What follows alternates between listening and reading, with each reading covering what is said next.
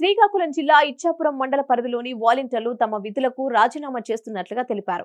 ఈ సందర్భంగా వారు మాట్లాడుతూ కరోనా లాంటి కష్టకాలంలో కూడా తమ విధులను నిర్వహించామని, అప్పట్లో టీడీపీ జనసేన నాయకులు ఏమైపోయారని ప్రశ్నించారు. కేవలం ఎన్నికల సమయంలో అధికారం చేపడదామని చూస్తున్న చంద్రబాబు, పవన్ కళ్యాణ్ లాంటి వ్యక్తులకు జనం తమ ఓటుతో బుద్ధి చెప్పే రోజులు దగ్గరలోనే ఉన్నాయన్నారు. తాము స్వతహాగా రాజీనామాలు చేసి ఎన్నికల ప్రచారాల్లో పాల్గొంటామని హెచ్చరించారు. తమ రాజీనామా పత్రాలను ఇచ్చాపురం ఎంపీడీఓకు సమర్పించారు. ఇచ్చాపురం నియోజకవర్గం పరంగా ఇప్పటి వరకు సుమారు 1000 మంది వాలంటీర్లు రాజీనామాలు చేస్తున్నట్లుగా అధికారులు తెలిపారు. నా పేరు శివ అండి. నేను బిర్లంగి సచివాలయంలో పనిచేస్తున్నాను, క్లస్టర్ నెంబర్ C1. నేను అడిగేది ఏంటంటే, ఇప్పుడు ప్రతి ఇంటి దగ్గరికి మేము వెళ్ళే సంక్షేమం చెప్తున్నాము, బట్ టీడీపీ వాళ్ళు దాన్ని ఏం చేస్తున్నారు అంటే మీరు చెప్పొద్దు అని మా పైన కేసులు పెడుతున్నారు. ఇదే టీడీపీ పార్టీ, ఇదే జనసేన పార్టీ కరోనా టైంలోన మేము ఇంటింటికి వెళ్ళి సేవ చేసినప్పుడు వాళ్ళు ఎక్కడికి వెళ్ళారండి? వాళ్ళు ఎక్కడికి వెళ్ళారు? ఇప్పుడు మేము ఇంటికి వెళ్ళి మా జగనన్న ఇచ్చే పథకాల గురించి చెప్తుంటే మా వద్దు అంటున్నారు. అదే కరోనా టైంలో మేము మా ఫ్యామిలీని పక్కన పెట్టి సేవలు చేసేటప్పుడు ఎక్కడికి వెళ్ళారు వీళ్ళు అంతమంది? అందువల్ల ఇప్పుడు మేము వచ్చి మా జాబ్ అనేది రిజైన్ ఇచ్చి రేపటి నుంచి మేము జనంలోకి వెళ్ళి జగనన్న ఇచ్చిన సంక్షేమాలు ప్రతి ఇంటికి వెళ్ళి మేము చెప్తాము.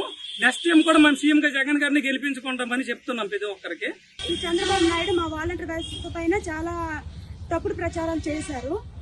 కానీ మేము ఇలా అంటే జగన్మోహన్ రెడ్డి సైనికులమని అతను మళ్ళీ జగన్మోహన్ రెడ్డిని గెలిపించేస్తామనేసి ఇలా పెన్షన్స్ కూడా ఆపడం జరిగింది.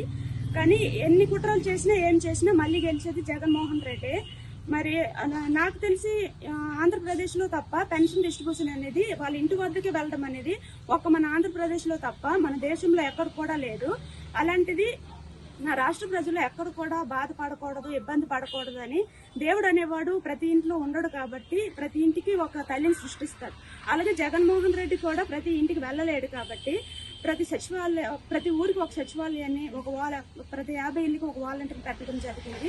ఈ 2 వ్యవస్థల వలన జనాలు చాలా మేలు జరిగింది. ఒక వాలంటీర్గా నేను ఆ మేలుని చెప్పుకోకూడదు, కానీ చంద్రబాబు నాయుడు అనేవాడు ఇంటింటికి వెళ్తే తెలుస్తుంది మేము చేసే సేవల వల్ల. కరోనా టైంలో మేము ఎంత సేవలు అందించామో ప్రతిదీ మా ఇంట్లో ఉన్న మా పిల్లల్ని కూడా పక్కన పెట్టి మేము చాలా సేవలు చేసాము వాళ్ళకి. అందుకే ఈ చంద్రబాబు నాయుడు నెక్స్ట్ పవన్ కళ్యాణ్ ఇలాంటి వాళ్ళు 100 మంది వచ్చినా కూడా జగన్మోహన్ రెడ్డిని ఢీ కొట్టలేరు.